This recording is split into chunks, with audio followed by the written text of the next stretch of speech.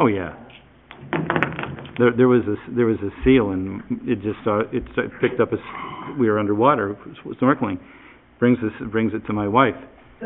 And wants to play fetch, so my wife throw it, bring it back, throw it back. We are live.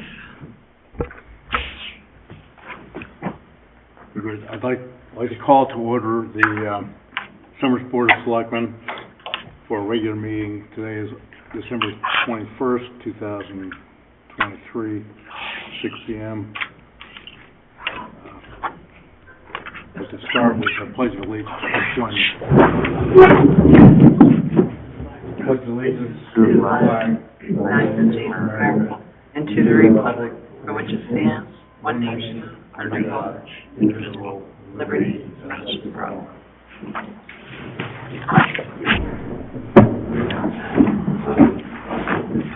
And tonight we have Selectman Meyer on my right, Selectman Schmidt on my left. I'm Tim Keeney, First Selectman. We also have CFO Brian Wissinger on my right, and on my left I have Ops Director Ken Fuller. We also have Director of Public Works and Land Use Todd Rowland, Tax Assessor Karen Neal, Fire Chief John Roach, and Director Veterans Affairs Dave Marty. Dave McCaffrey. Sorry about that. Yeah. He's also the head of the... I see Dave Marty much more often than I see Dave Registrar. Also registrar. Right, and registrar, right, exactly. And I believe we have a guest, Miss Reedy, Colin Reedy. Dorothy. Dorothy Reedy, is it? Reedy. Okay. Dorothy. Very good. Okay, first that's the fancy for the roll call. We've got everybody. First on the agenda is public comment. Me? You're up. You're first. That's it. There's a microphone there for you? live? It should be. Okay. It is. Please try to speak into the microphone. Don't swallow it, but almost swallow it. Get close. Perfect. Is this okay? Yeah, that's good. Okay. just relax. Okay. It's a pretty friendly group. Okay, yeah, okay. I'll take your word for it. Yeah, she convinced me. Can you just give us your name and your address? Sure. Dorothy Reedy, and I live in Springfield, Massachusetts. Springfield? Yes, correct. Okay. Go ahead, please. Well, I had an incident at my grandson Jonathan. I'm going to start crying, I'm sorry. My grandson Jonathan has passed away, and he's at the cemetery in Summers, and I go there quite often to just sit there and visit with him. Well, on one particular day, I was sitting there just in a chair, just doing what I do when I see Jonathan. All right. Well, I didn't hear the person coming because it was like in probably late September. I didn't hear the person coming because of the grass. It's my understanding, it was a person that's on this, the committee for the cemetery. I didn't know this at the time. This is Center Cemetery, right? Is that what we're talking about? Up by the old fire station. New West. Yes. Thank you. And so this person came up from behind me and just scared the heck out of me because there's a lot of freaks that go up there, believe it or not. What time of day was this? It was probably, to be honest with you, I can't, probably, well, it was daytime, that I know. Mm-hmm. It could have been like mid-morning or maybe early afternoon. Okay. And this individual came up to me, and like I said, I couldn't hear the person coming because I was in the chair and the grass was there. She literally came up to me and put her head on my shoulder like this and approached me. And she started to talk to me, and then she stood up, and we had light conversation, and she told me, I don't know what her married name is. She was a former LaChance. Her first name is Ann. Ann, right. Okay. And, she just took me back by, you know, coming up to me like that. It was, she made me feel very uncomfortable, and I just thought it was just a really strange way to approach somebody. Absolutely. Okay. So one thing led to another. You know, she finally stood up, and she claims that she's hard of hearing, but that's why she did that. But, you know, you shouldn't do that because COVID's still around. And, you know, I mean, I just found it just really odd that somebody would do something like that. But anyway, she stood up next to me, and she started doing some idle chit-chat.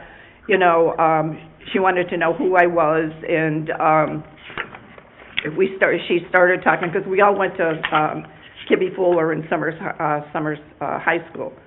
I never knew her. I went to school with her sister Judy, which I think is the youngest of the three girls of the Lachances. And she eventually, she started to leave. Before she left, she did ask, and this is another thing I found very strange with her, if she could take a picture of Jonathan's marker. Why in God's name would she want to take a picture of my grandson's marker? Were you in the picture, or? No, not in the picture at all, sir. And I said, okay, because what's to stop her from coming back and taking it when I'm not there anyway? Sure. Okay. And I don't know, this might be out of order, but to be perfectly honest with you, I don't think the elevator's reaching the top floor with her. Really, there's, you know, and for her to approach me like that, and it's my understanding that they're not supposed to approach people in the cemetery, that, you know, the title that she holds here in Summers on the cemetery committee. Well, unless you're doing something that's of concern. Yeah, well, I wasn't doing anything Right. of concern at all, Yeah. trust me. Right. I'm a pretty peaceful person. And then I ended up getting really, really sick, and I ended up getting COVID. I'm not saying she gave me COVID, this was, you know, way down the road. Yeah. And it just, when I started to get better, I just said, you know, something needs to be done with, I just thought it was just a very strange, uncomfortable situation that she put me in. Okay. And that's the reason why I'm here. You know, I personally think that she probably should apologize to me for her actions. Okay, we'll discuss this with the cemetery committee, I don't know, good luck. their attention. We had the chairman in 2 weeks ago. Who's the chairman? Pat Pat Loftus. Okay. Like I said, good luck.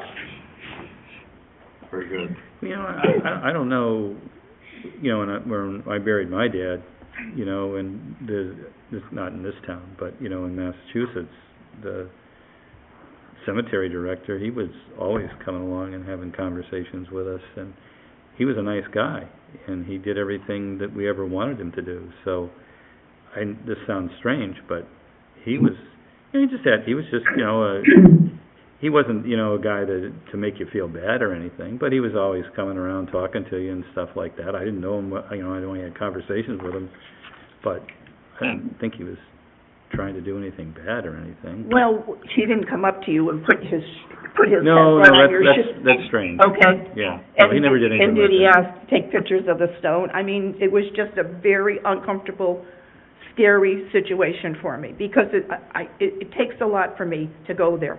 And I get mentally exhausted when I leave there, because I miss my grandson so much, you don't even have a clue.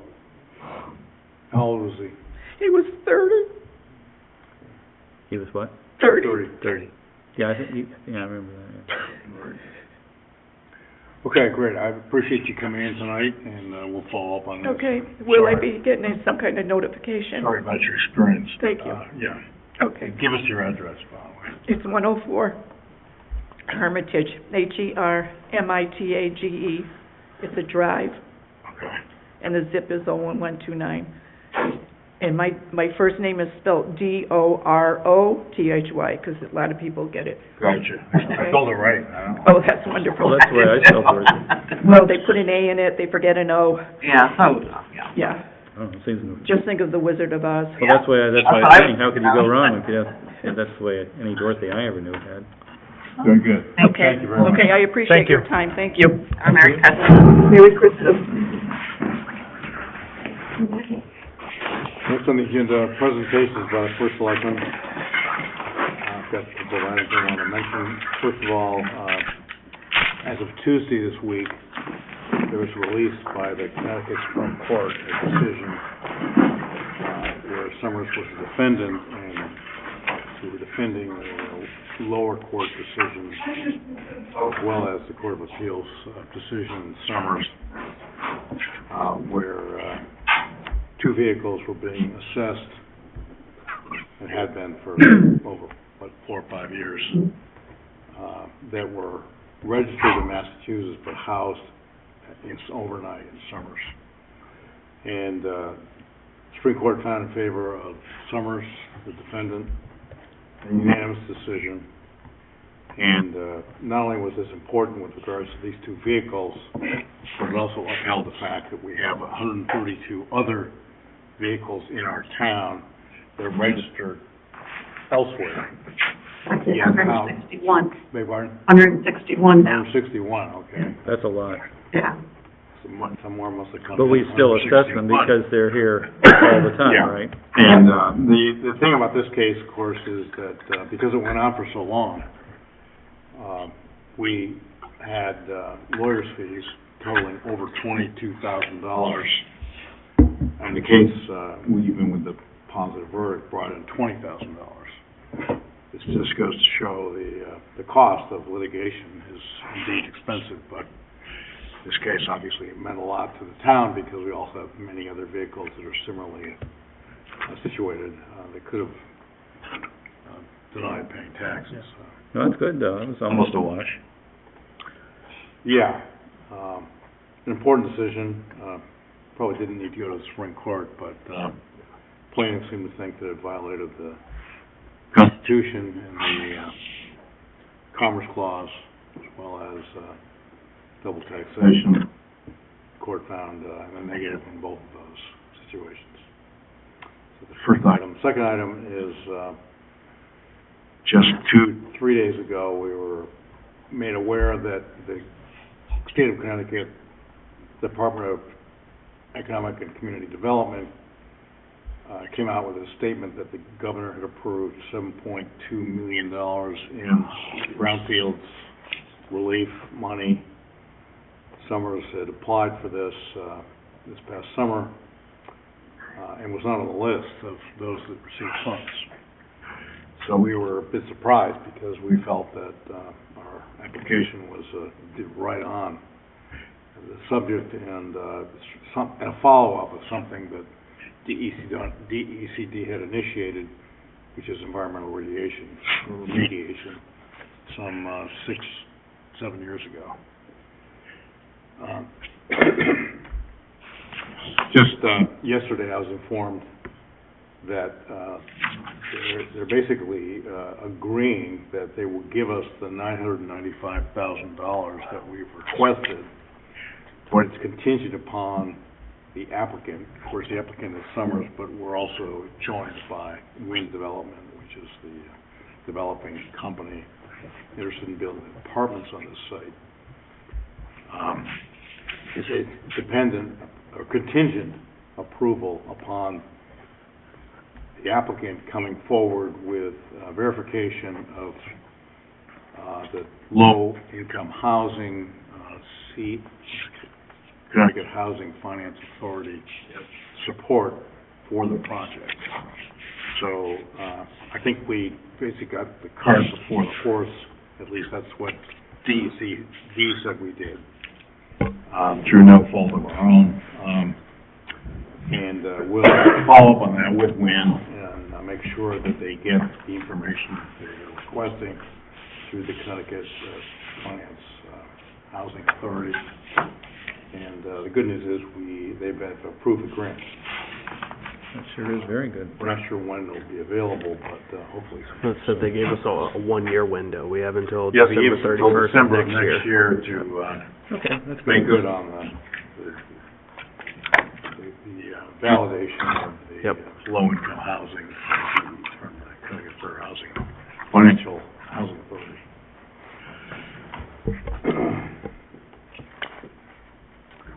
other item I wanted to mention was that, we had a public hearing, last week, on the intersection of 190 and 83 in this very room.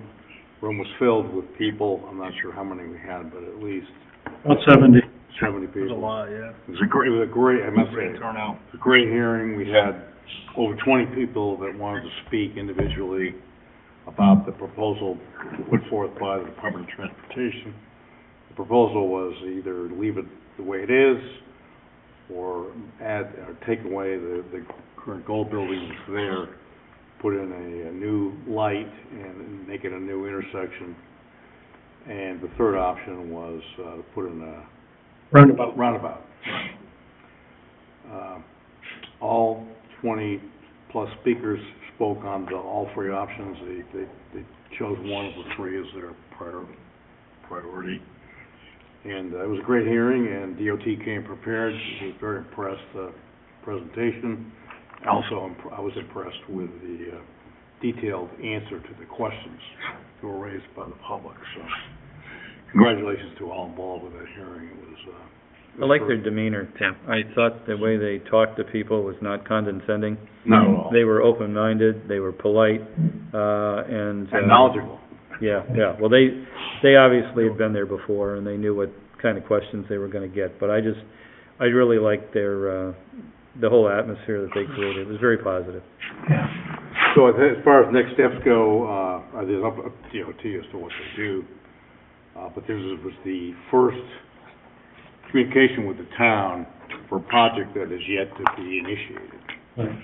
So, we're waiting to see what happens next. The only We're thing, going to gather all comments over the next couple of weeks, and then in January, put everything together on anyone that had comments at the meeting or online. You can submit comments right now. That's right, I think they have, what, a 30-day comment period? 2 weeks. 2 weeks. Really the end of the month. And in January, they'll put all the data together, and then they'll have a meeting, they'll reach out to us for another meeting to talk about the comments and the public input. And Another public meeting? no, just between, they'll reach out to you specifically, Okay, and all right. they'll CC me on it, and we'll talk to the engineers again and see what they come up with in their report, and then decide if there's a project to move forward.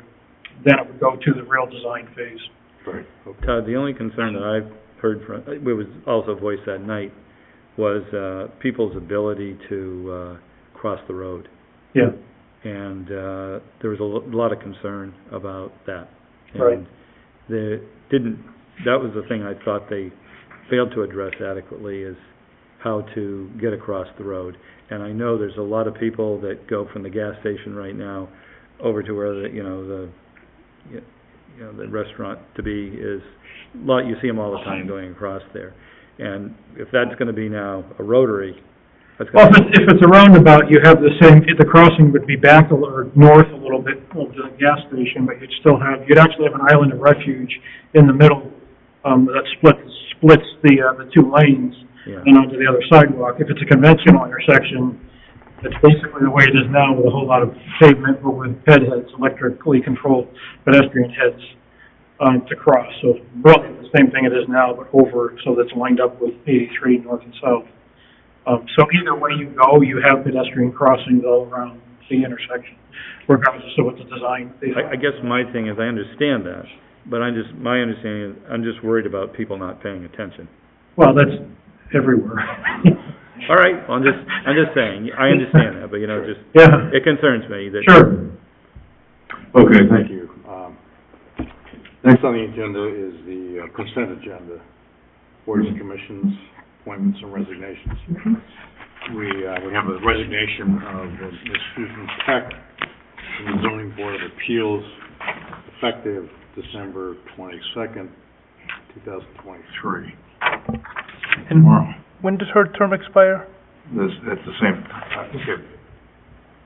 I apologize, I don't know that. Because if she's expiring her term, she's not resigning. I know we've had. Yeah, I know. I think it's 24, but Okay. I think she is resigning. And basically, I think she's been on it for a while. Yep, She's getting a little tired, I think, of all the appeals okay. that they're dealing with, which are many.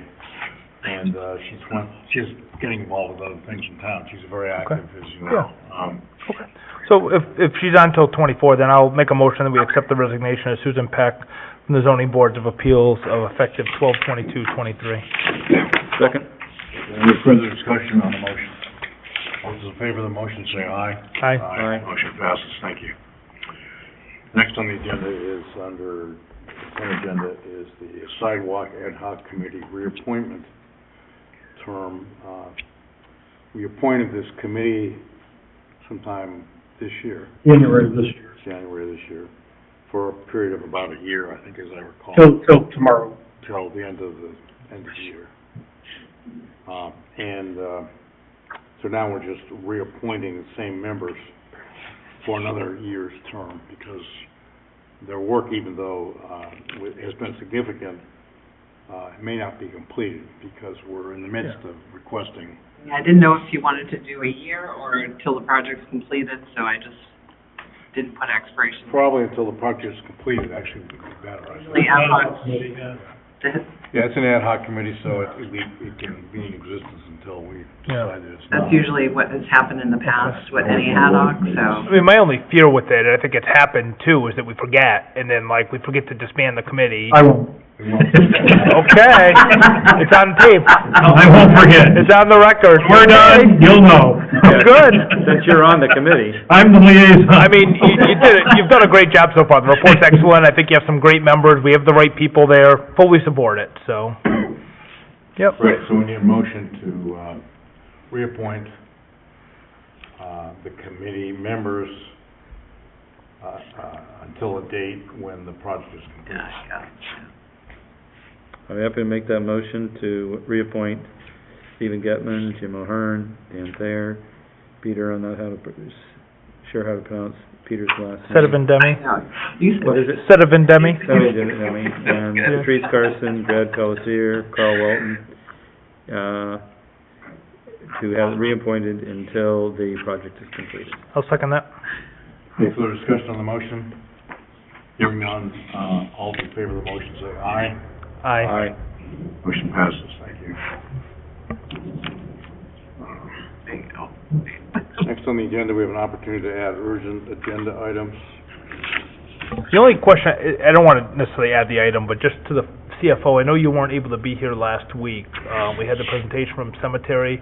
There were a couple follow-up items out of that meeting. I just want to make sure you have them and that we can get a report back, maybe, in January. I think the funds were one issue, who has authority over the funds. Yep. I think the second thing was the governing rules that the committee falls under. I was under the impression and memory that they had not been finalized and approved, They have but not. I think it was presented that they the job were. descriptions themselves? Well, no, the actual scope of the committee. Yeah, so they were never approved by the Board of Selectmen. Yeah. They agreed upon what was given to them, but they were never presented to the Board of Selectmen for final approval. I think we need to set a deadline on it, and I I think agree. we just need to push the issue forward. It's been out there for a long time. Yeah. Obviously, there's still issues. Tim and Yeah, Tim has reached out yeah. to the town attorney as well, as far as a Right, legal yeah. opinion on the Carl funds. Alina is investigating, he's going to be writing an opinion on the Great. funds. Yep. We'll follow up on the rules and regs. Yeah, I'll follow up with him next week and get an idea of when we can expect I mean, I think that. we need to push it forward regardless of whether or not the committee drafts them. I mean, they've had time. Yep. I think if they don't have a draft to us in the next couple of weeks, I think we move forward regardless. Oh, yes, definitely. I was in talking to Brian, and, when she was talking about getting those medals, so I just brought to Brian what I'd done for my dad, because she had asked for it, and... Oh, medallions. Yeah, the medallions, yeah, and so it's not a hard thing, and I'm hoping that we can, then it can be in Brian's hands. Yeah. So the idea is that a lot of this stuff, in most towns, the town hall usually deals with it, and then they hand it off to, like, in this case, the guy was the cemetery director, Yep. and then he implemented it. Yep. And it's not a big deal, and it's just, it's something that, and that's what I want, that Brian has that proposal, and I think we need to approve that proposal and get that going. So, Very good. just for a future meeting. Yep. So, yep. We'll Thank put it you. on the agenda for future meetings. Yes, Thank you for definitely. bringing that up, appreciate it. Next, from the Finance Department, transfers and appropriations. Yes, we have, one transfer, for the additional cost of fire marshal service, provided to Stafford due to the building inspector agreement, and the subsequent, calculation that was used, to determine what that number was. I had a couple of questions. I think Chief Rhodes is here. Chief, I had a couple of questions.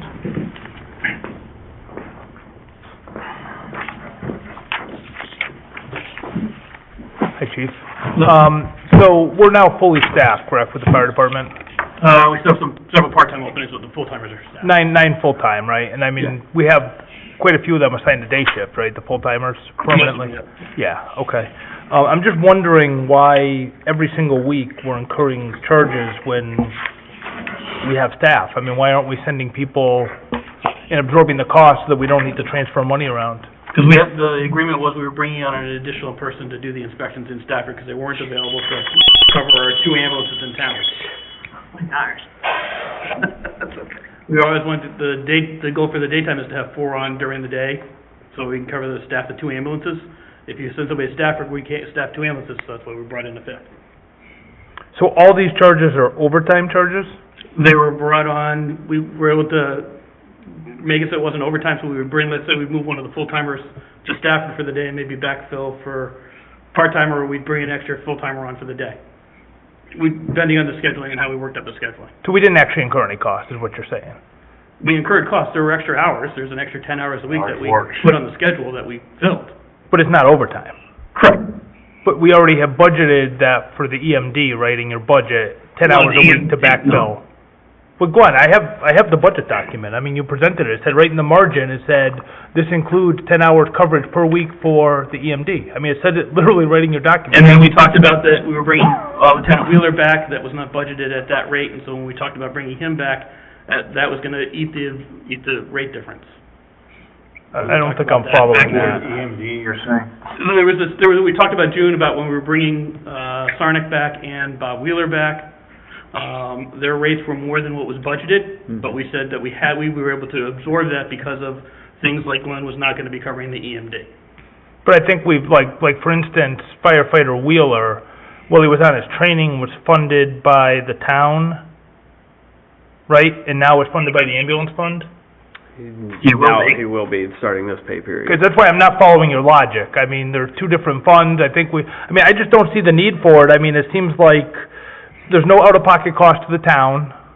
We put an extra person We're doing it on for 10 with hours. existing staffing. We already budgeted this extra person during the week with the EMD, so I don't understand why we're putting more We did money. not, we took that extra funding away when we hired back Sarnick and Wheeler. We took that extra funding from the EMD and Glenn's salary and put it into these. But it gave you an extra body during the day. Not the 10 hours a week, no, we had. It gave you, I agree, it gave That's you why 40, it gave you 42 hours a week. No, The extra person's not working 42 hours a week? we don't have Wheeler? extra people. I'm just saying, He you was hired hired an up because additional Glenn person. left, so that was a one-to-one swap, that wasn't an extra person. We didn't gain 42 hours because Bob came back, Glenn left. Well, you had a vacancy. Correct, so that didn't gain 42 hours. Sarnick filled Glenn's spot. No, Bob filled Glenn's spot, Sarnick filled, Chris' spot that left. Chris who? Ritola. Well, he was a paramedic, Chris. Oh, correct, so Bob filled Chris's spot, Sarnick filled Glenn's spot. Exactly, Sarnick filled Glenn's spot, I remember, Yep. yep. Okay, I don't see the need. So I mean, we I don't didn't know- we didn't gain any hours. I mean, I don't know, as the CFO had a chance to, I mean, do we see a need for a transfer for, I mean, it's minimal. I mean, if you don't transfer it, at the end of the year, could we be over? Potentially. With Bob moving to the ambulance fund, I don't know that we will be over. I'm not sure. I have not long-term projected out, the budget at year end with the potential costs. I mean, $4,100 a quarter, $16,400 a year. Are we talking a fourth of a person? For 10 hours a week.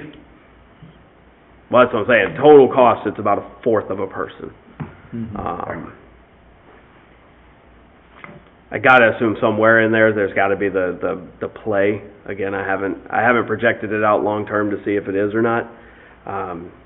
We can put it on hold and do that calculation if you prefer. The agreement that we had was we would put an extra person on 10 hours a week to do the Stafford Fire Marshal. If I don't have the funding, I can't do that. I'm gonna back out of the Stafford agreement. Okay. Well, obviously, we don't want you backing out of the Stafford agreement. The Stafford agreement is pretty important to the town.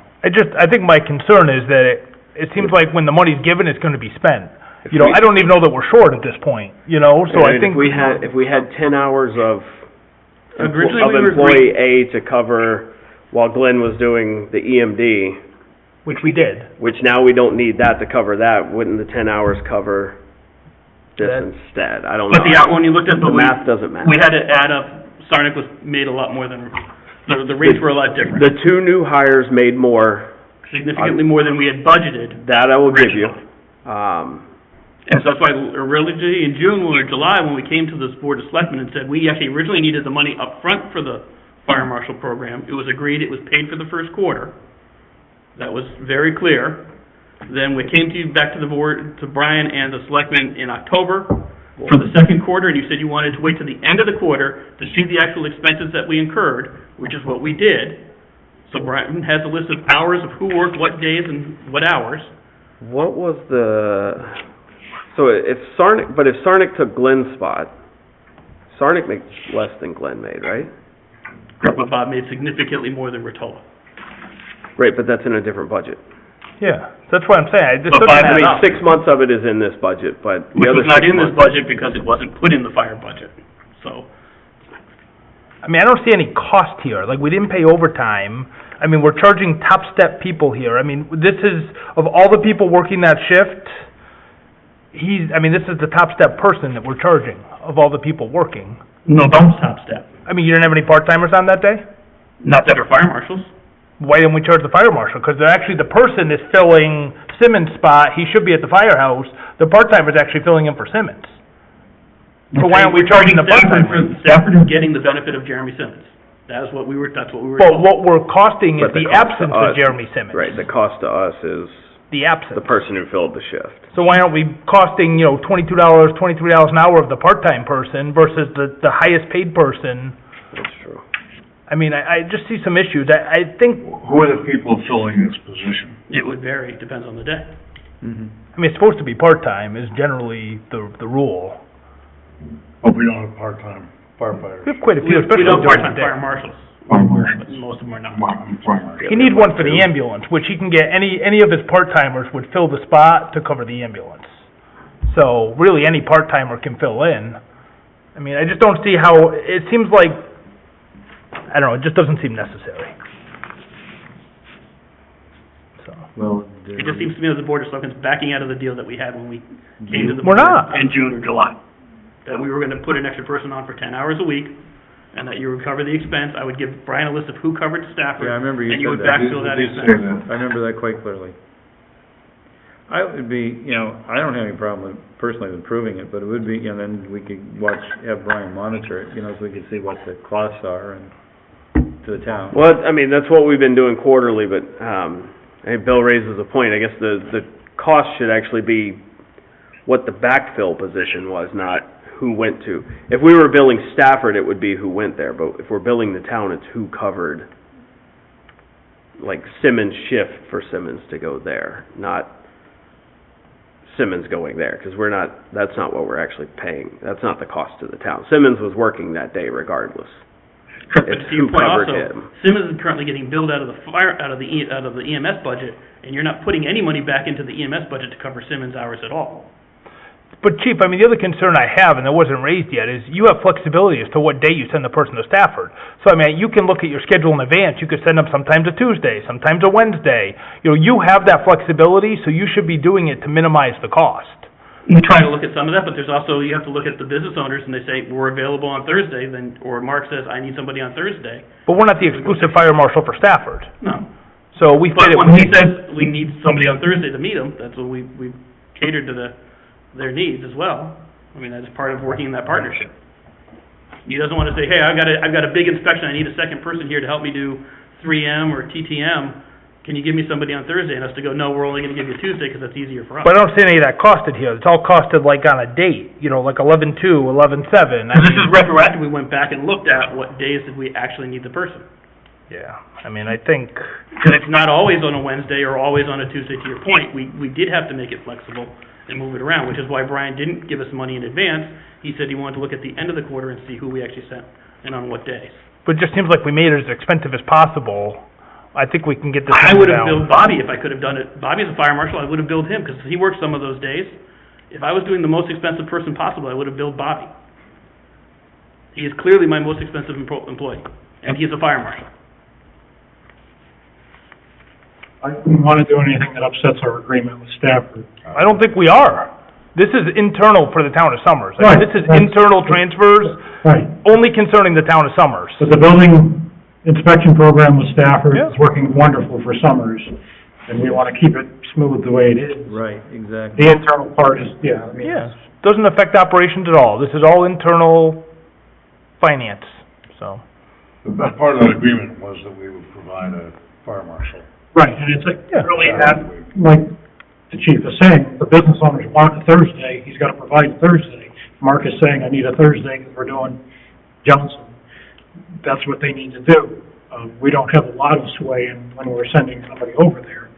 And from my perspective, that keeps everybody happy over here and keeps the building inspector program going on. I want to keep that.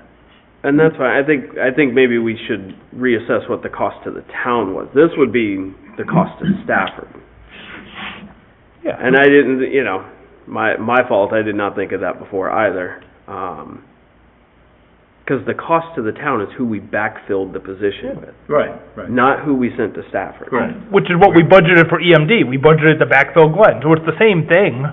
I think we have to net it all out. We're just saying cost of Stafford, we're already. If we were paying. sending, right, no, if we were, I'm saying if we were sending Stafford an invoice for this is who went to Stafford. And yes, that's what we would, if we were sending them a bill.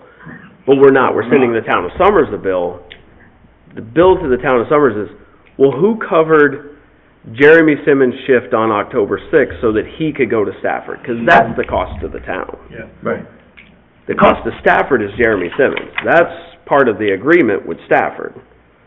The cost to the town is who covered Jeremy Simmons that day, Yeah.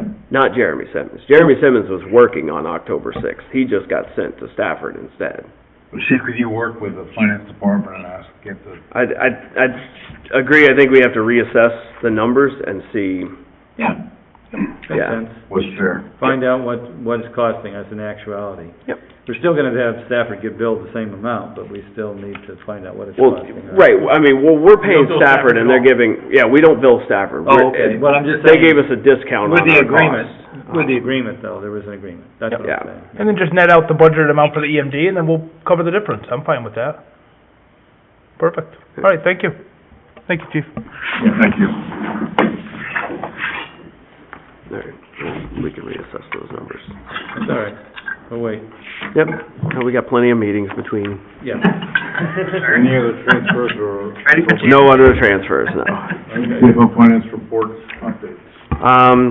So I gave, Tim, you got yours on Yeah. Tuesday, but, Phil and Bob, I gave you guys both, the audit packages. Those are the final copies of, the financial statements, the, communications with management and the, federal and single audits, as well as, the presentation that was given by Mahoney Sable as well, Tuesday night. Board of on Finance. Tuesday night to the Board of Finance. So that's the big thing. That's, the big one is the total financial statements. Yeah, and that was given to Board of Finance. That was all given to Board of, all the communications here were all given to the Board of Finance. Okay. The small one with the white cover sheet is the presentation that was given. Mhm. Just give you the highlights from it. At the end of the year, we had a fund balance increase, of $363,189. That was after a planned usage of, just over $800,000. That creates a budget variance of $1.2 million, at year end. That was driven by $787,000 of, revenue, of increased revenue. Okay. And a $412,000, underspending. Mostly from Board of Education, about I think it was $312,000, Yeah. from Board of Education. That's fantastic, really. There were no funds that had a deficit balance. In the prior year, the Recreation Fund had a deficit balance, but that was cleared up in fiscal '23. Our fund balance sits at 18%, or 2.2 months. The GFOA recommends 2 months, so we're over that, which is good. And our financial policies say that we'll follow the GFOA recommendations, and we won't go lower than 15%. So we're well above that. Their only recommendation to the town itself was to create a standardized purchasing documentation form. They gave us a template design for it. I went through and kind of modified it a little bit and came up with basically the same form, but made it a fillable PDF. That will be getting sent out to all the directors once the new purchasing and procurement policy is approved. That was given to the Board of Finance as well on Tuesday night to review, make recommendations as well. We hope in the next month or two that they can finalize that document to bring in front of the Board of Selectmen for final approval. And then those documents will come into play, and we'll start following those guidelines. There's a draft out there, right? A draft policy? There's a 2014 approved policy. Yep. And then I have the one that I just changed. There's a draft policy right now that I gave to the Board of Finance. Yep. Could you circulate that to us too? Sure thing. Yeah, thank you. No, nice work on this. Yeah, thank you. Yeah, it looks really good. Looks very positive, I have to say, in a lot of ways. Yep. Everything went very smoothly. It was submitted December 11th, I believe, was or December 6th, one of the two. It was finalized and completed, which was a lot earlier than normal. But this is nice to have that much extra, that's a lot, that's quite a bit of money. I don't like to call it extra, but... Well, I don't know, what word would you use? Return to fund balance. Okay, well, it's nice that we had that money returned to our fund balance, so that way, this year, we could use some of that money, correct? To help balance the budget this year. If needed, yes. If needed, correct? Yep. Okay. Sorry about that. Thank you. I look forward to looking through this. Yeah, thank you.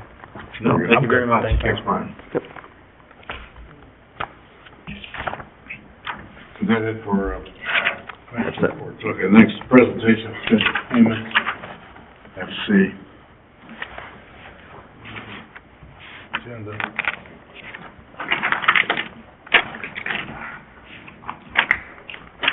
So we have a motion for the, total payments. Be happy to make a motion to authorize, payment of $293,709.90. Second that motion. Any further discussion? I've reviewed these payments, asked questions, and have answers are sufficient for me anyway. No, that's great. Anybody else have anything? No? Very good. All those in support of the motion say aye. Aye. Aye. Motion passes. Here we go. Thank you. Thank you.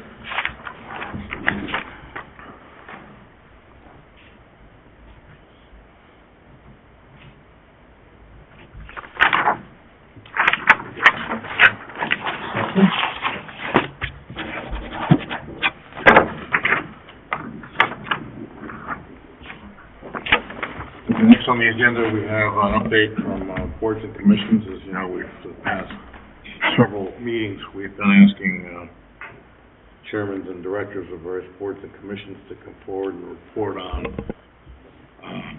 activities that they've been involved with recently, any issues that they have, comments about successes and failures, and their view of their future vision as to what they expect to accomplish in the next few months. So, up for this week, we have Director of Veterans Affairs, Dave McCaffrey.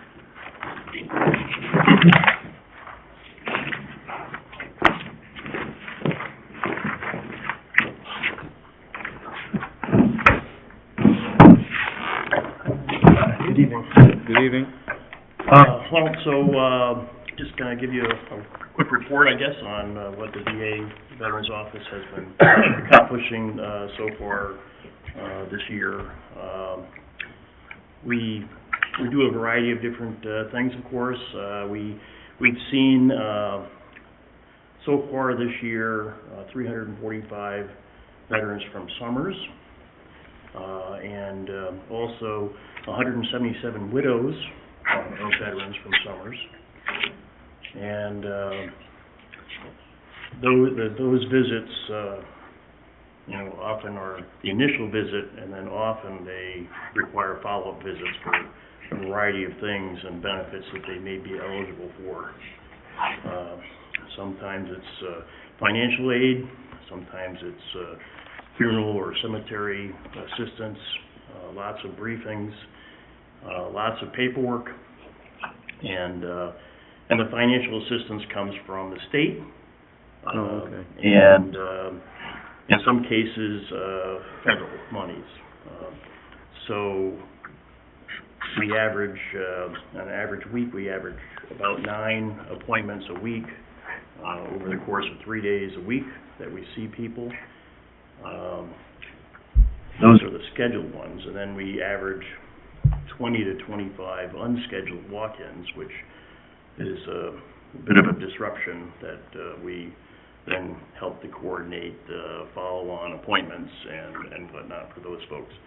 The age range, if you're interested, range this year ranged from age 23 to 96, and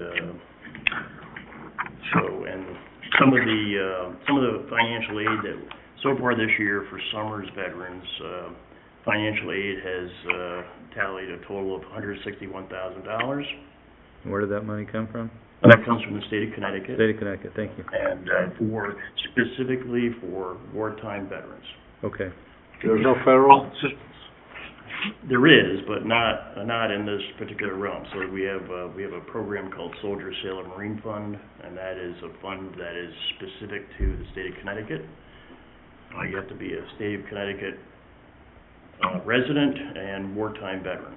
So if you're peacetime, you're not eligible. That's where the 161,000. Yes, Okay. yes, and that covers things such as oil, electricity, fuel, could be gas, could be wood,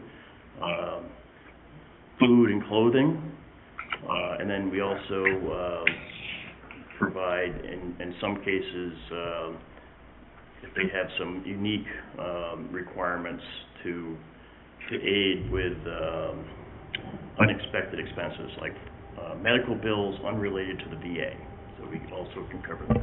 So a lot of that, I mean, I would assume that your office is assisting them in navigating some of the bureaucracy to make sure that they understand when they qualify and they get the money. I mean, it's probably fair to say that a significant number of people would not have received that fund if they weren't connected with your office. Yes, is what I'm hearing. Yeah, we submit all the paper Yep. comes out of our office. Perfect. We've had a big streamline on that. So when we first started the office about 4 years ago, it took about 3 or 4 weeks to get the funding. Now it takes about 4 to 5 days. So it's pretty good. That's great. Yeah, nice. I was just gonna ask you, I got this thing in the mail from Mr. Kissel. Yes. Could you help me, the handicapped?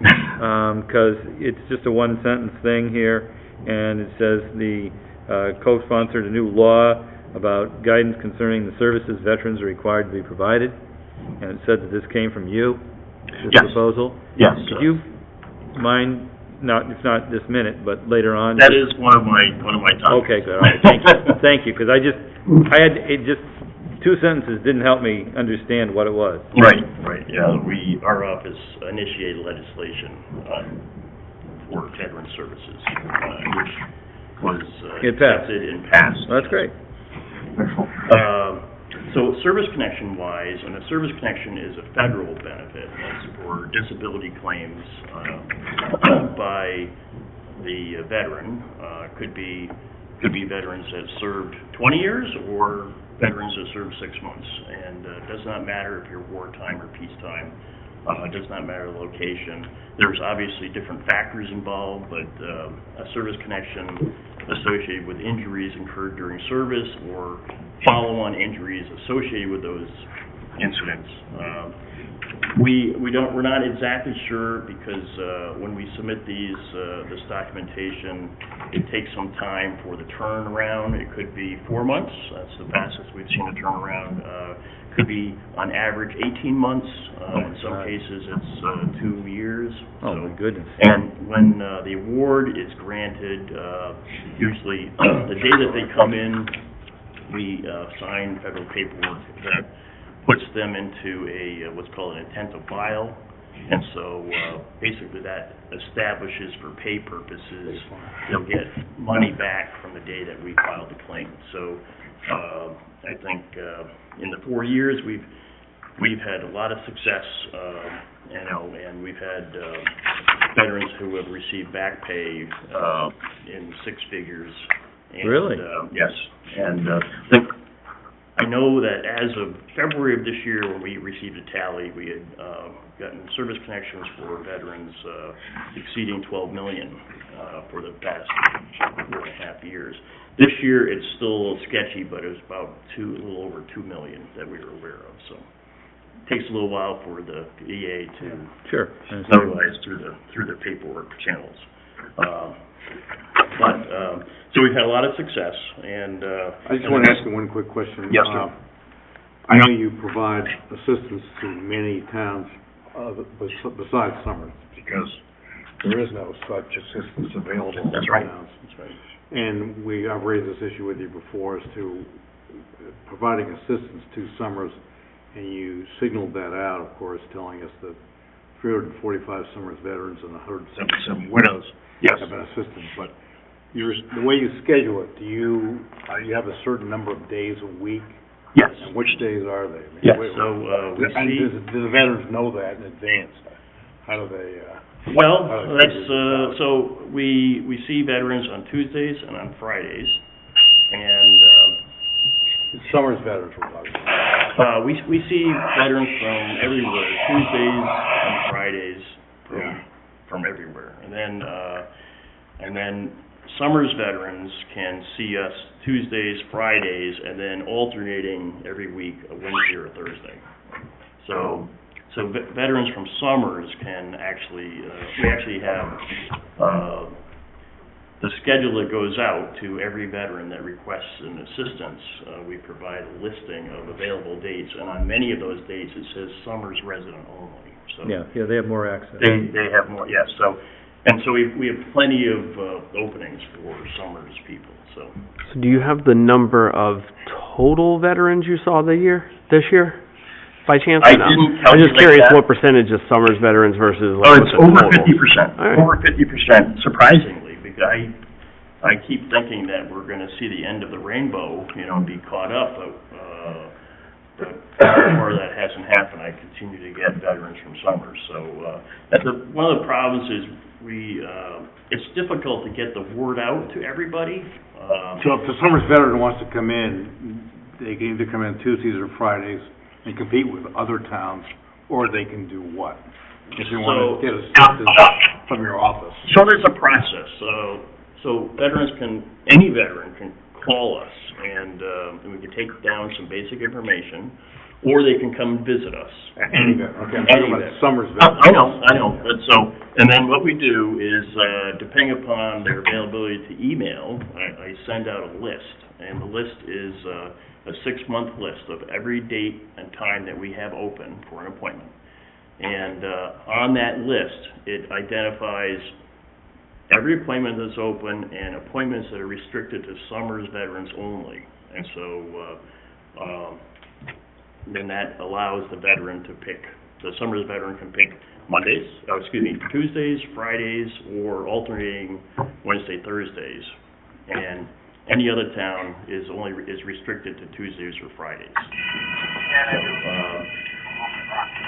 How are they made aware of that? They're made aware of that when we speak to them on the phone, or when they come down in person, or when they email us. So we have our cards in the town clerk's office. We have our cards in the assessors and tax area, so that whenever people come in, right? We have signs outside the building. We periodically. In the office too. Right, and I get a lot. Kim's office. we have, we try to get the word out, You're gonna be speaking to the, American Legion Post Yes. 101 Yep. in January, right? That's right, that's right. Yeah, I've offered to do that, yeah. Very good. So, yeah, we have plenty of opportunities there. Do you keep any data like repeat, visits, like? So we didn't do that the first year, but we do that now because it's excessive. It's excessive, the number of walk-ins that we have, and you know what, we reiterated over and over again that, we really would appreciate no walk-ins. Right, no, I mean more like, if a veteran comes in January and receives benefits and so forth, are there any programs that they have to come back in, like the following year and repeat for the same thing?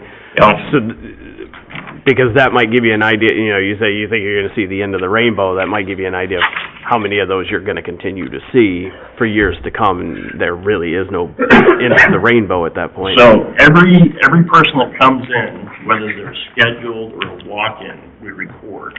So we know who's come in and how many times they've come in and how many times they've called and, et cetera. And so in some cases, a veteran's coming in for basic veterans benefits, and it just may be a one-time thing.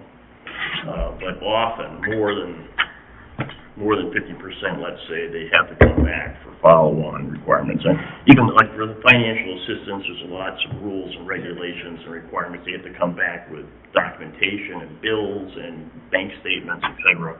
And they often don't have that. And if I were to itemize all the things you could possibly need to bring, I mean, I provide a list of about 10 things that are essential for your first visit, you know, but I don't really know if you qualify. So in some cases, for financial assistance, you have to be at a certain, you know, poverty level, you know, to be eligible besides the wartime. And so, you know, until I discover what that is, I don't want to give a 3-page list of things to bring, so. Yep. That makes sense. That's how we do that. So you know they qualify. Right. Okay. So every month, we have a Veterans Coffee House, at the end of last Saturday of every month, January through November, and we have, you know, coffee and tea and juice and, donuts, provided to the veterans, and we have a specialty, presentation. We've had authors, we've had, VA representatives, healthcare, VA benefits people, we've had, various community, helpful community liaison offices that have come to give presentations. We've had elder services folks, we've had Social Security people, IRS, you know, we've a lot of specialty folks that can provide assistance to veterans in various needs, right? So we do a lot of that. Our next one in January is we have a presentation on elder law and long-term care. And state issues. We have an attorney. What date is that? January 27th. And we have an attorney that is coming here. Okay, then we also, every year we have a presentation on Memorial Day, in which we usually videotape many of our older veterans that will provide some historical perspective on what they did in the service. And then we put that, we have a YouTube channel, so we have that on YouTube. This past year on Veterans Day, on November 11th, the schools are open here in town, and our office participated with the Mayville Avery School. We had a Veterans Day program, and followed by a tug-of-war competition between the students, the teachers, and the veterans. And so the veterans won. But it was a lot of fun, a lot of good camaraderie between all parties, and it was a very good experience for everybody. This year we just recently had Wreaths Across America this past Saturday at the Center Cemetery, and about noon. This year it was nice, sunny, and last year it was rainy, cold, and drizzly, so this was a good year. Last year we had about 350 wreaths donated, this year 240. So not every grave got a wreath on it, but, many did, and many did in, Center Cemetery, and then, the ceremony occurs in Center Cemetery and allows the public to place a wreath and, say the veteran's name, in honor of the veteran. And then, the remaining 100 or so that we had a team that put them on North and West cemeteries afterward.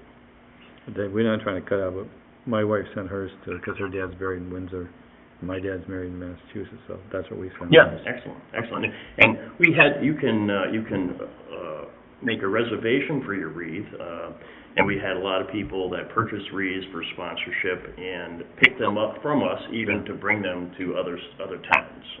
We also do grave specific, so if you identify who you'd like to have it placed, we'll take care of that too. And also the December coffee house was a holiday breakfast that the Summers Congregational Church hosted for us, and we had a nice breakfast on Saturday, December 9th. Okay.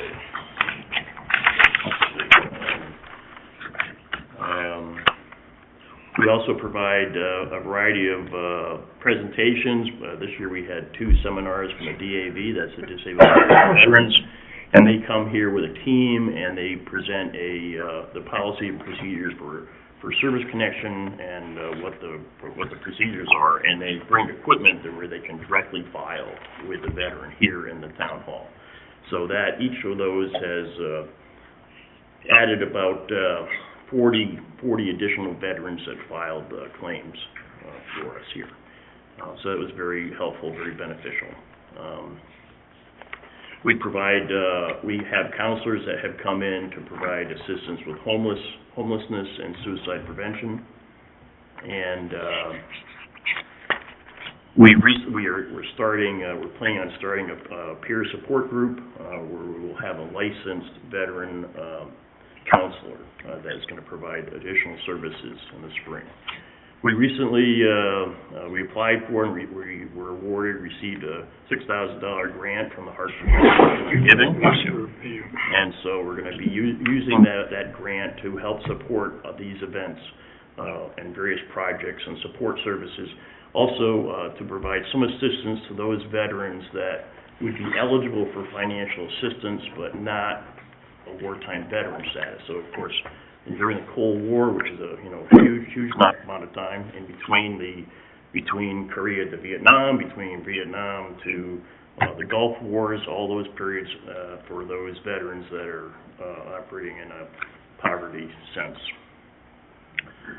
Okay, and then we also we're scheduled for next year to have another DoD Vietnam Veterans Wartime Commemoration. We didn't have any this year, but we had 2 in the previous year, and we have a number of veterans that are eligible, so that have expressed interest in being awarded that.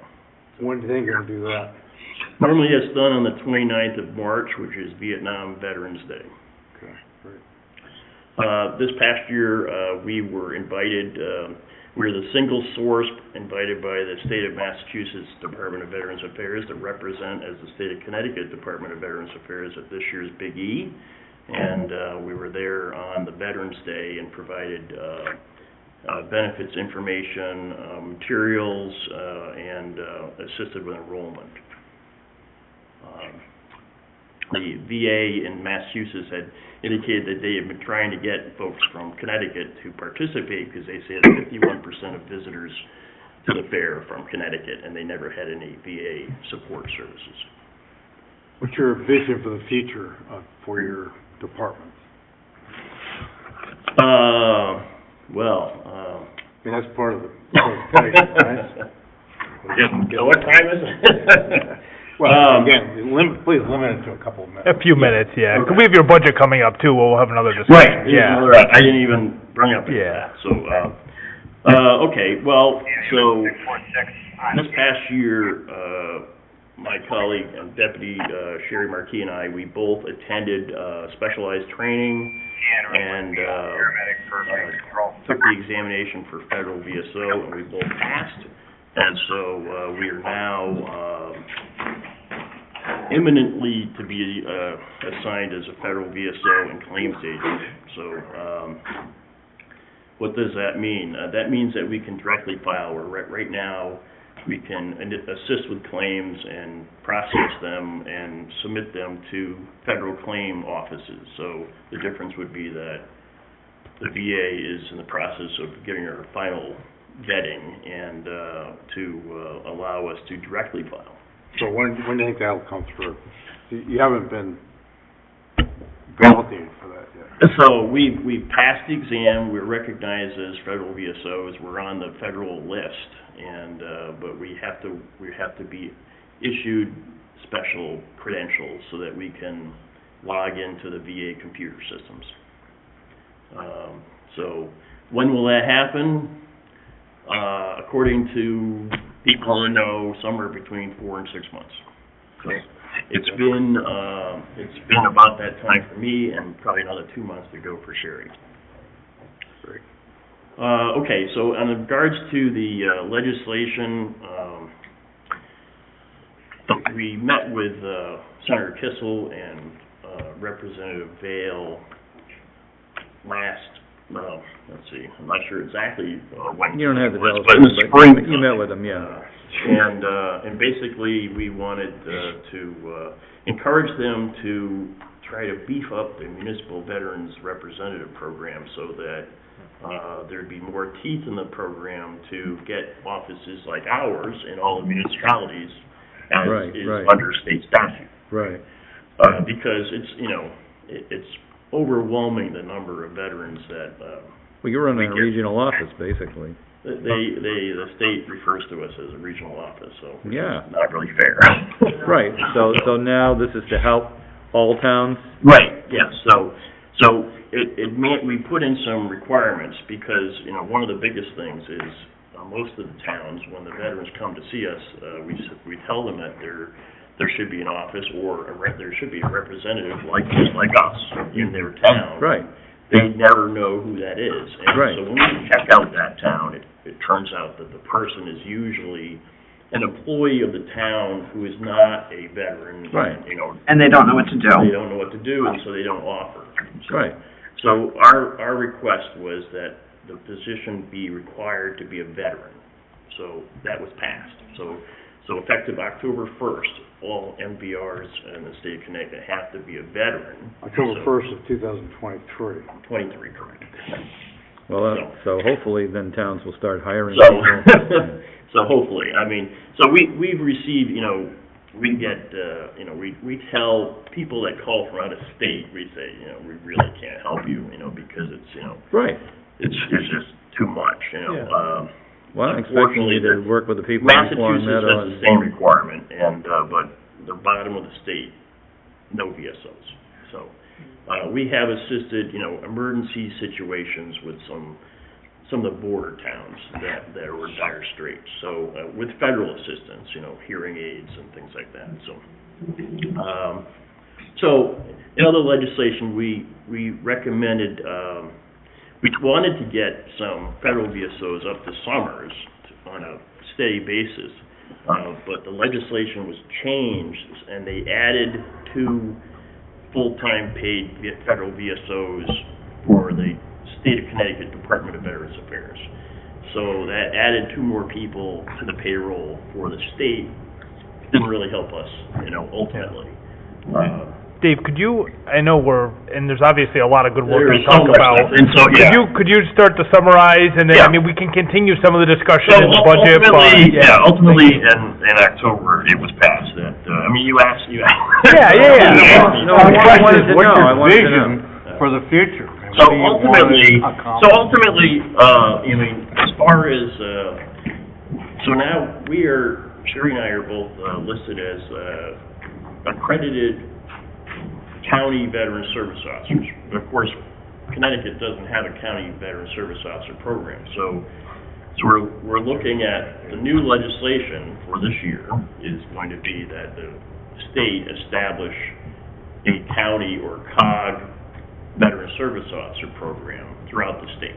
And so that has been supported so far from the political folks that we've spoken with from Congressman Courtney's office, from Senator Kissel's office, and from Representative Dale's office. So that's going to be the project for this year, and hopefully that will be passed this year. It looks like there's a lot of support for that program. So I would hope so. And right now, the National Association has identified me as the president of that organization for the state, and so What's the organization called? National Association of County Veteran Service Officers, and everybody on that is a federally passed veteran service officer. Oh, federal employee. Right. And I would assume with the county designation, there would then come funding and a lot of other... Right, so the funding Yeah. would be actually supported through those COGS, I Yep, guess, through makes the state of Connecticut. And originally I thought it was through a county operation, but they... We have no county government. Right, Exactly. so, Yep. so there is a move, but it's in the process, and looks like it will be passed based upon the discussions that we've Great. had so far, so... Good. So that's the future. That's right, so... All right. So all good. And so, there's a lot of information, and... And I know you send us reports and things, and There's continue to do way that. too much information, But probably, you for expect to stay in Summers regardless, is that the plan? Yes, definitely, absolutely, no question about it. So even if we were considered the county veteran service office, we would definitely stay in Summers for Talon County. Providing And the nice services thing to would be, Summers is providing- that our volume would drop, because we wouldn't be having to deal with all the other counties Right, in Connecticut, which we deal with. But if our county is the COG, then you're going to be Greater Hartford. Well, Yeah, really. Yeah, so I think it's what it So needs the to. concern, so- of course, is your ability to provide services to Summers veterans. oh, yes. That's what we're concerned about. Yeah. That is very important. We're not so concerned about the COG. Summers Yeah. veterans have first East Long dibs, Meadow right? or- If Yeah. there was such a move to have the COG, then, it may be, that we're moved away, and then there's a requirement for a town municipal veterans representative, possibly. You could disappear. That's possible. Dave, I was wondering if you could do me a favor. Brian gave us the budgets, the proposals, and yours is up. Yep. He told me about 746%. So, I'm not ready to speak on that today. I understand that. Yep. I'm not expecting you to speak, but what I would like, if possible, Sure. before you speak on it, and before you come in front of us, if you could give us an explanation, brief, not... Justification. Just the justification for that. We have scheduled the time already on the... Correct, but I was just wondering if you could help me in advance, so I don't... Sure, yep. And we can do that. and if you could give us something, because it's a massive increase, and so I'm just not aware of what it all means, Right. and why.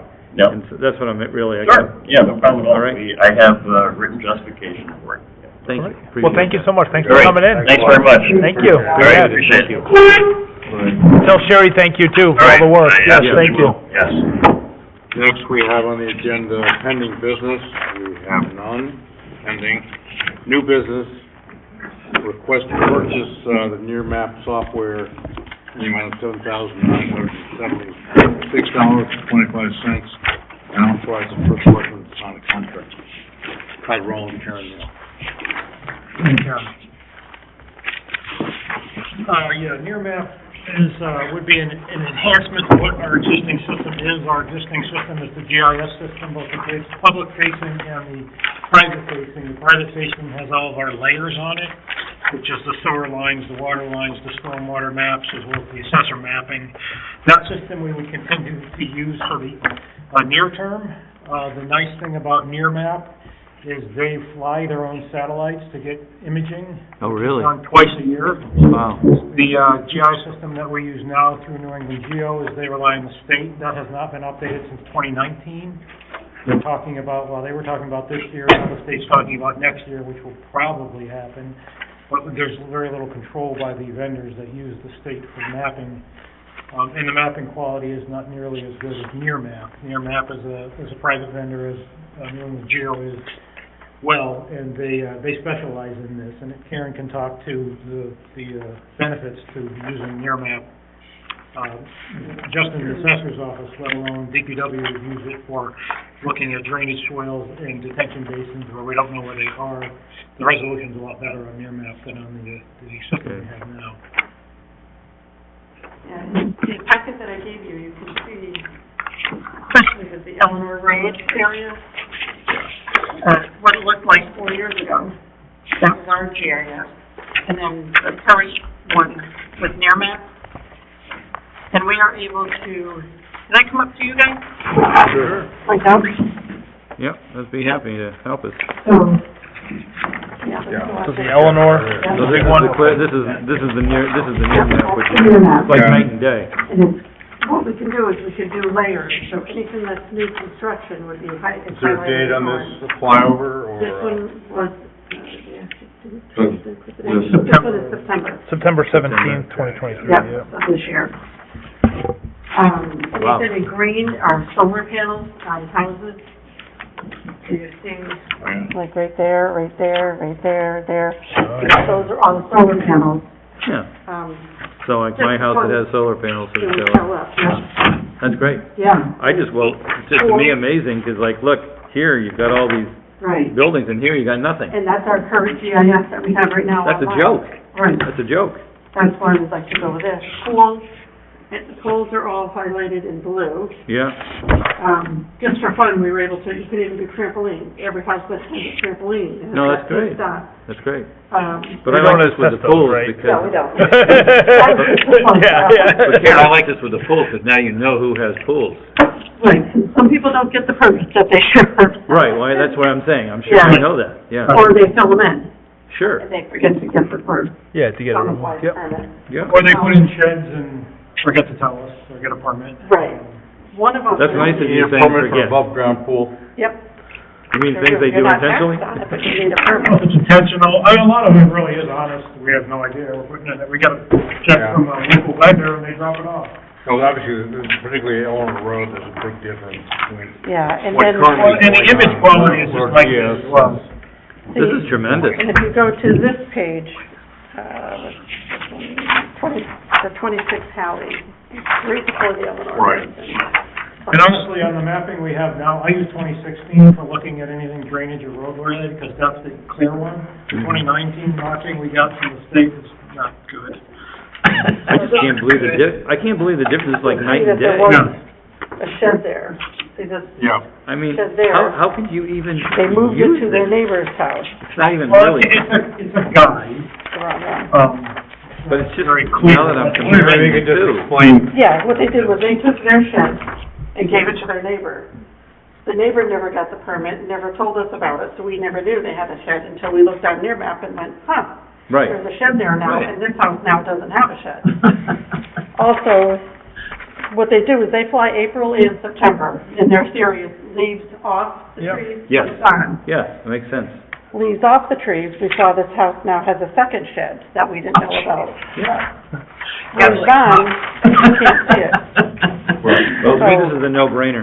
Yeah, so We they have, fly. we've covered in the existing budget, which I split need to between go public on. works You say it and, again, comes out of existing. nearly quarter of the existing funding on the engineering budget and public works. So it isn't gonna cost us anything extra. No, it's part of the budget amount Great, in the existing. great presentation, thank you. We're just asking for the board to authorize the first selectman to sign the contract, so we can try Nearmap. Yeah, nice job bringing this forward, thank you. Okay, so we need a motion, I think, right? Yeah, I'd be happy to, move the request to purchase the Nearmap software in the amount of $7,976.25, and to authorize the first selectman to sign the contract. Can I make a, Second that. Oh, can I make sorry. a note to that? That cost includes estimated tax. We will be submitting a tax exemption form to them, so the cost will only actually be $7,500. I noticed that this morning when I was looking at the quote, that they have almost $500 of tax that we're looking at. $7,500. So we don't have to appropriate $7,976, we need to appropriate $7,500? Okay, so that's what I should do. Here's the motion. Yep. Then I should change the motion then to, so request to purchase the software map in the amount of $7,500 Yep. and authorize the first selectman to sign the contract. I'll second that. Any further discussion on the motion? Hearing none, all those in favor of the motion say aye. Aye. Aye. Thank you. Thank you. Motion passed. Thank you. Thank you, nice job. Big time saver for my office. Oh, it's gonna, it's I don't gonna have to drive by and revenue. see that they did put the solar panels up. Yeah, when you drive by, you knock on the Yeah. door and say, hey, I'm here to raise your taxes, can I come in? I mean, Good it's luck. met with.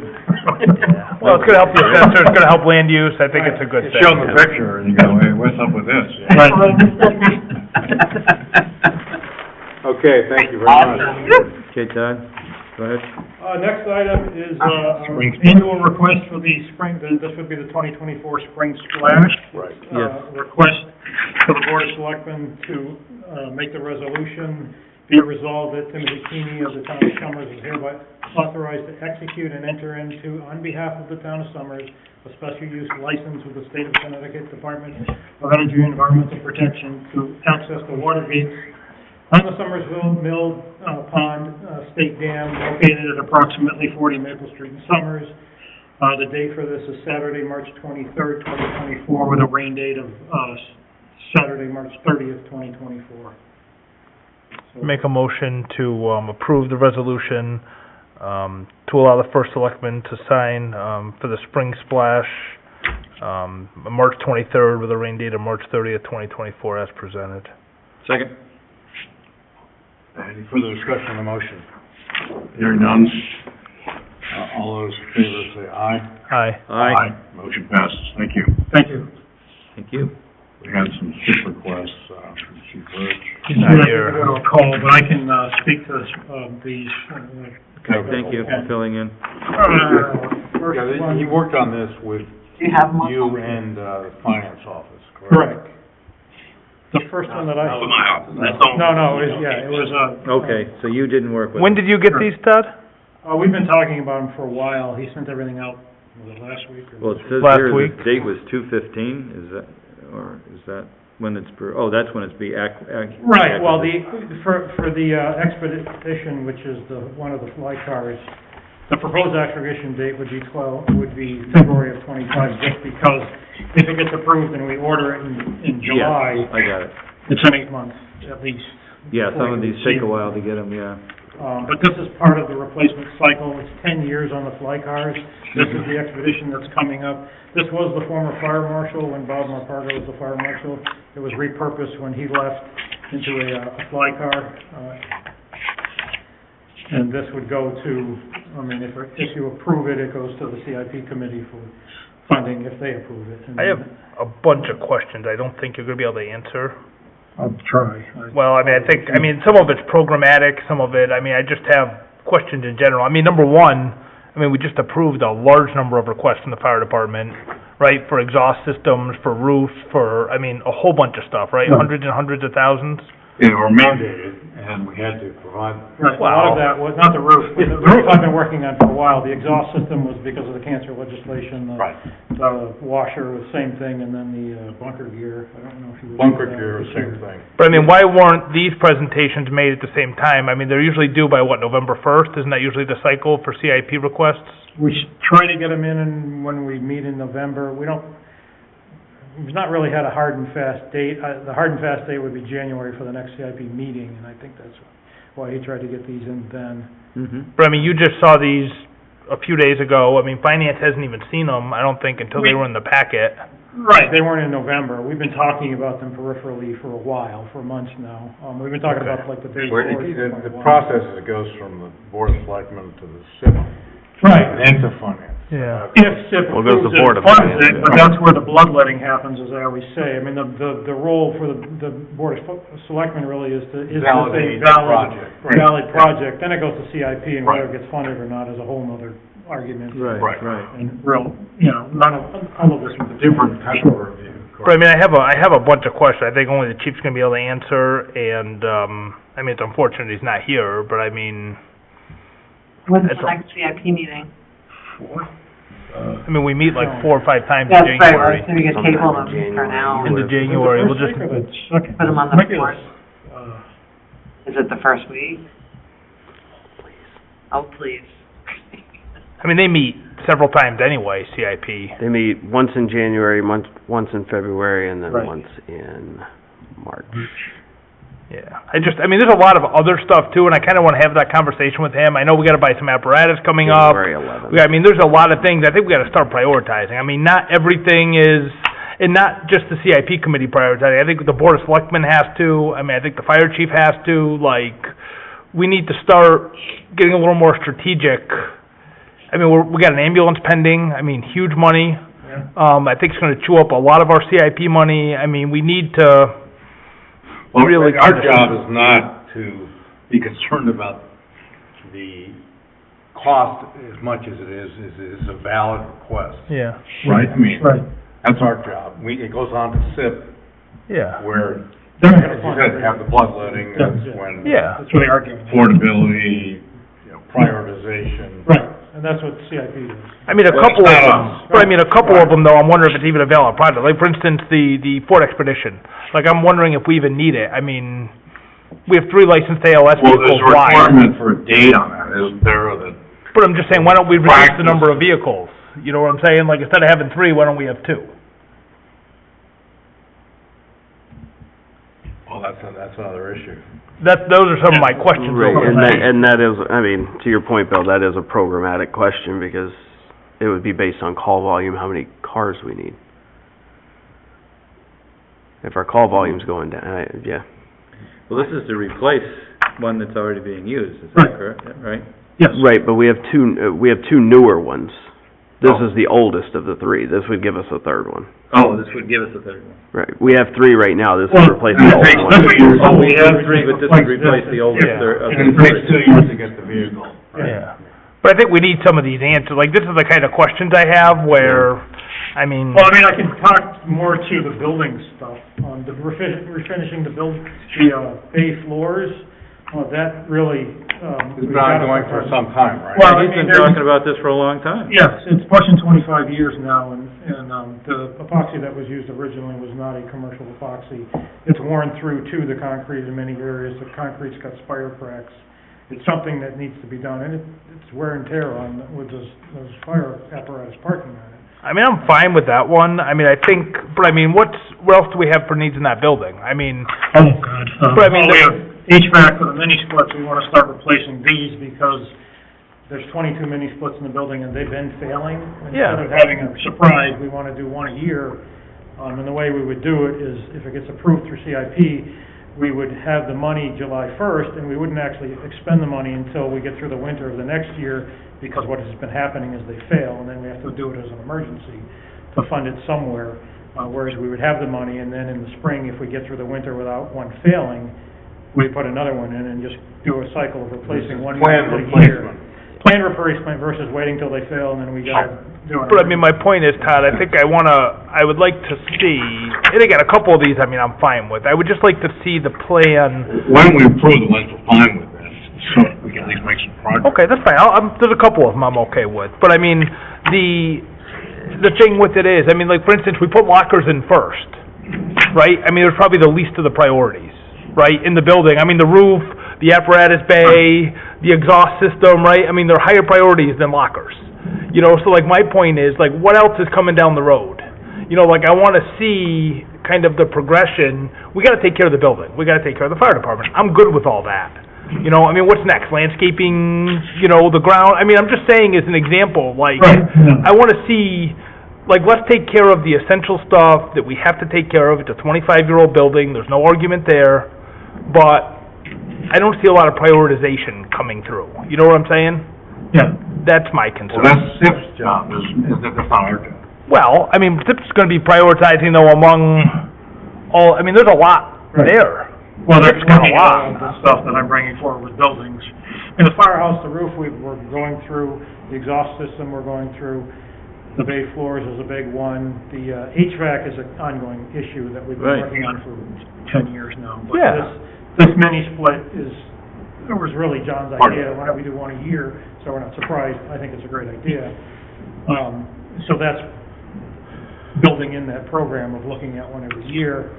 Something of large things, we should be good on boilers, the transfer switch is ordered for the generator, probably sometime. Can we get a report though that says that? Like, I want something that says it, so that we have, You know what I'm saying? Like, I don't want a surprise, like, hey, we didn't think of this. Like, why not? You know, like, why do we not think of the boiler, you know? Well, there is an explanation on these papers that he gave us.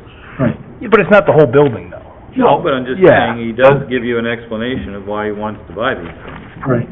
I mean, I have questions about the radios, I think he's gonna have to answer, and I think the SCBA, we do have a replacement schedule, so I guess. We do, yeah. Answer- There's been The bay floor. There's been some discussions as well, just so I can give you some background as well. There's been some discussions internally within the CIP committee, as well with the Board of Finance. The thresholds on capital are really low, for the town of Summers. A $5,000 acquisition is a capital item. So there's been talks of increasing those thresholds, simply because a lot of this stuff would, for example, the mini split HVACs, they're not truly a capital asset. They're an air conditioning unit, but it's not, It's maintenance. Yeah, really. Maintenance.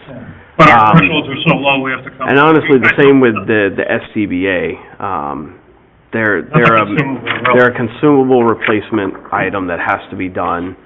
I'm not sure that those two items should even go to the capital committee as much as they should be part of a standardized operating budget to be a replacement item. I think they should. We don't capitalize them, we don't amortize them, they're not an asset to the town, they're. It's even the same way with the radio. You know, I mean, you know. The radios I have no input on. But I'm just saying, to me, I know something nothing like about that, radios. Yeah. something you gotta have to communicate. Well, the radios, we're Yeah. trying to do this as a bite-sized thing. The state's going to 800, and we would be replacing some of our equipment, on the towers as well as some of the, radios in the apparatus, trying to do it in bite-sized chunks. If we had to go to 800 tomorrow, it Yeah. costs us $500,000. But I mean, the county's going to P25 though. Right. So, and they're totally different. So, I mean, that's some of the conversation. Like, I wanna make sure we're on the same page. I don't wanna buy something, the state's been talking about going to 800 for Ever. 15 years, 20 years. I mean, I don't know why we're buying something or planning to go to 800 band. I mean, they issued 800 radios to police departments when I started, and I'm retired for a couple years after a full career, so let's do, I guess, then just the bay floors, right? What about the Mini split? mini splits? You wanna do it in the budget, Brian? I honestly, I think, me personally, I think the 10,000 is It's high. It's a high estimated cost. The last one we was 78 or something. Yeah, I mean, I think it should, personally, I think the HVAC should be added to The budget. the budget Yeah, and but we should can't be. do that right now, because our rule says Sure we can. $5,000. We put it in our You could- budget. Yeah, you could say we could have. Yeah, if it's in our budget, it's fine. Yeah, if it's in our budget, because it's still not gonna end up as a capital asset. So as far as the auditors are concerned, it's not going to be like, oh, you bought this item in your operating budget and it should Yeah, be you're not capitalized, because it's not gonna be capitalized anyway. Okay. So what would you suggest of these 5 items that we should approve tonight? The bay floors, Okay. I agree with the bay floors. Yeah, I'm fine with those. Like I said, I have questions about the SCBA because I'm not entirely sure that those should be capitalized either. And How about the radios, is that? I don't know anything about radios. Okay, I was just curious if there's an emergency, you know, because it's communication. I No, didn't it's not. I mean, he has radios now. Okay, well, I just wanted to know. And, Yeah. So, and I've got questions What about about- the truck. What about the breathing apparatus? Do you have questions about that? The SCBA, I don't know that, I mean, it's a large cost, but again, it's not a capitalized item. It's not an asset to the town. It's just they're Yeah. consumables. It's like buying an Yeah, expensive but I think in computer. this case, there's been legislation and they're trying to get ahead of the cutoff. No, I agree with that, and I'm not saying we shouldn't So buy we them. have these items when we need them. I'm not saying we They don't have shouldn't buy them, I'm saying that it should be part of our operating budget. It's a maintenance, it's a consumable. Yeah, It's like okay. buying computers, we have to buy them. Yeah, buy 2 or 3 a year or something. Right, but you buy a couple a year, Yeah. and you turn them over. That's, Um, exactly. Instead of buying chunks, because all it's gonna do is lead to peaks and valleys year after year. You know, we bought 6 of them 2 years ago, now we're 2 years more, we need 7. Why didn't we just buy 3 2 years ago, 3 last year, 3 this year? Yeah, well, We'd be ahead of the legislation game. might make a difference, so you might wanna check that out. Well, let's ask Well, we him, would yeah. still, right, but we would still be on that kind of rotation cycle. It's a consumable. Legislation would apply if you did it after a certain date versus buying them. Yeah, there was something about if we wait, the new legislation on the new ones will make it a shorter time period. But that was the bunker gear though, not the SCBA. No, that was, But Yeah. regardless, that's only Well, that 30. was cancer legislation. It's carcinogen down SCBA Buckingham. was something else. It's part of our replacement schedule. Right, either way, I mean, we bought 6 2 years ago and 7 this year. That's 13 out of 29. So the other 16 are gonna be on the 7-year versus these 13 on the 10-year, like. Yeah, you're right. That's not an argument. They're still a consumable. Okay, All so, tonight we're just gonna agree to the, Bay floor. bay floors.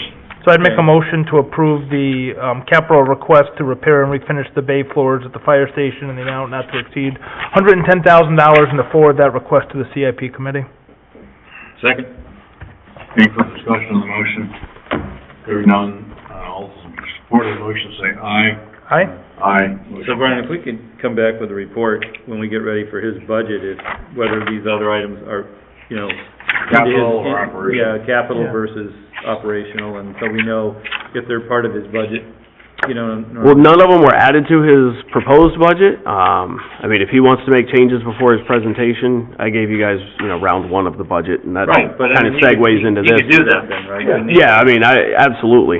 Will you talk to him about this? Yeah, I'll talk to him next week about it. Yeah, I think that's what we want to do, Because yeah. we're just maxing out funds. I mean, the ambulance alone is really maxing out. I mean, the ambulance is gonna eat up 400,000 and, on top of the 525 that's already been presented, we're already at $1 million, and then the Board of Ed's asking for $250,000, this is another, like, we're talking $1.5 million in capital for Right. 1 year. Right. We have to find a better We process. gotta sharpen our pencils a little. Right. We have to make some more choices. Right, because a $250,000 transfer isn't gonna cover $1.5 million of Yeah, we request. can't have it all. I don't care how long you finance it for. Okay, then that, Okay. Thank you. Thank you, Mr. we'll get Rowland. these other items, Yeah. All right, budget time? budget calendar. Thank you. Thank you. Yep, so, the first 2 months, those are the departmental meetings. Again, did it a little different this year. Now that we have Office 365, we used a Forms app. I sent out a link to everyone and said, give me your first selection date and your second selection date, and we'll create a calendar from them. So everybody got to have input on what days they chose. The majority of people got their first date selection. A couple of them got adjusted to their second date just because there was too many departments on the same day. Their choice. But that gave people, rather than me picking and choosing, it gave them the availability to do it. So each Thursday is scheduled out and who will be here. I wanted to give it to you guys, let you look at it first. Next week, I'm gonna send everybody, Outlook reminders to put on their calendar so that, it notifies them and says, hey, it's here, and they have plenty of time to prepare for it. Makes sense. Make sure I have these on my calendar. So I built in, so there's 7 meeting dates. And then I built in a week of just budget workshop where the total budget will be looked at, adjustments can be made, talks can be had. And then the week after that would again be another workshop and then the potential final vote on the budget, to then move into March for first presentations to the Board of Finance. Okay. I haven't built out that calendar yet all the way. That's gonna be on my list next week. I was hoping to have it all done this week, but then I missed 3 days because of a bad hip, so. Oh, boy. And then the overall budget discussion, as you guys all saw, the requests were all put in. The initial request, increases the town's budget, line by 4%. Board of Finance, on Tuesday, asked me to work with the Board of Ed as well to basically create a whole budget that we know is solid, to not have any surprises presented to them. We kind of know what's going to pass and what's not going to pass, and coming to them with a 4% overall increase, which would be, $1.5 million, obviously is not going to pass in the town Well, of and that Summers. 4% doesn't include salaries, Right. which is our biggest cost. The initial request from everyone does not include any salary increases, and that's at 4%, so you start factoring in what those increases would equate to, it's another, based on historical in that 3 to 4% range, Yeah. it's another, $100,000 to $150,000 that would be added to the budget. So it would be, what, 5.5%, at that point. So, yeah, there's gonna be some tough decisions, I think, that are gonna, have to be made. I will get you guys also budget books that'll have all of the submissions in them. I started printing them today, and I didn't like the way they looked. They were just too small, and I have perfect vision, and I could barely read it, so I wasn't gonna make you guys have to squint real hard to read it. So I'm gonna work on that formatting and try and make it look a little better. Couple of things to say. First of all, I've got surgery on the 10th of January, so I'm not gonna be here probably the 11th and the 18th, just to give you a heads up. All right. And, we've talked before about, the fact that the increases for salaries in the past have been primarily for cost of living, and we thought that it would certainly be appropriate to have,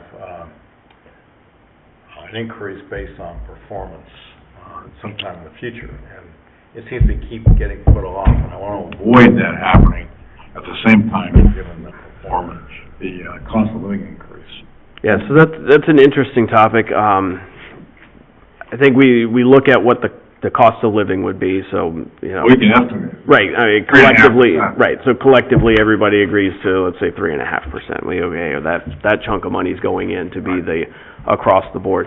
And then I think the board, if they're, if everybody is gonna entertain the idea, then the board collectively comes up with, $30,000 to be used, and not necessarily on July 1. It could be, October 31st, or it could be January 1st, but during the year that, like you say, those performance-based increases where people are going above and beyond, or, even the fact that some people, they get hired in January, so they don't get that July 1st increase necessarily, but then they're waiting a whole nother year before they do. Those funds could be used to, to give them a mid-year increase, as well. So, those are discussions that I think we all do have to have, and we have to determine what that additional pool. Performance, we have not addressed.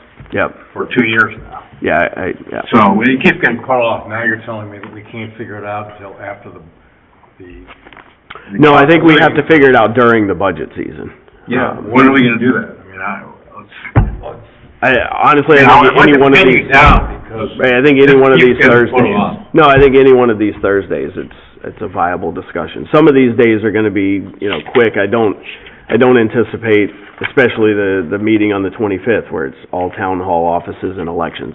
I don't anticipate those being long discussions. Yeah, the library shouldn't be really long. I think I could potentially present the entire town hall myself in 7 minutes. Well, we do have a regular meeting that night too, so we have regular business as well as the budget. Right, and so depending on the length of the rest of the agenda. So we probably wouldn't schedule boards or commissions to give updates on those nights, just because we have the budget. Yeah, I think personally, January is, the 4th, it's conservation, and then I'll just kind of back off. I was gonna say, I think I would back off until March. Okay, that's what I was gonna talk about. So you're saying that we could put it in maybe on the 25th of, January? Yeah, we could do it on the 25th of January, but I think it needs to be encompassed in the budget, and I think it needs to be a separate pool that all wraps into the same pot of money, but I think it needs to be kind of separated out within that line. Well, the 22nd too would make sense, when we kind of do the final. Yeah, that open budget workshop, that wouldn't be a good time too. Right, That'd be a good time, yeah. Yeah. Because there's going to be discussions that are going to be had there as well. Okay. Yeah.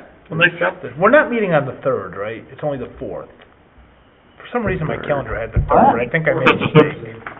Okay. No, it's only I'm good with the 4th, that's fine. I'm good.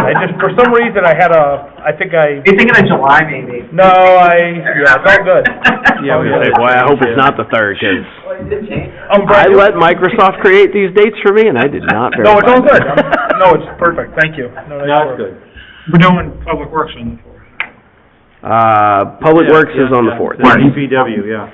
It's mostly done, but I'm still waiting on trash and energy, so it's still a... Okay. That's all right, we have to come to Well, the you next. plan It always comes down to that, doesn't it? Yeah, that's the way it goes. If you have to do it again, come back, Well, I probably won't have to adjust it, because I'm basing it on what our conversations are. Yeah. Brian, I just have one, before we do the minutes, I have one follow-up question about the minutes, and it's more around that, I know you weren't here, Yep. but that contract, and I admit I haven't checked my email this week, but with Mr. Cox there, did we clarify that? Yeah. Is that a We did. 4-month?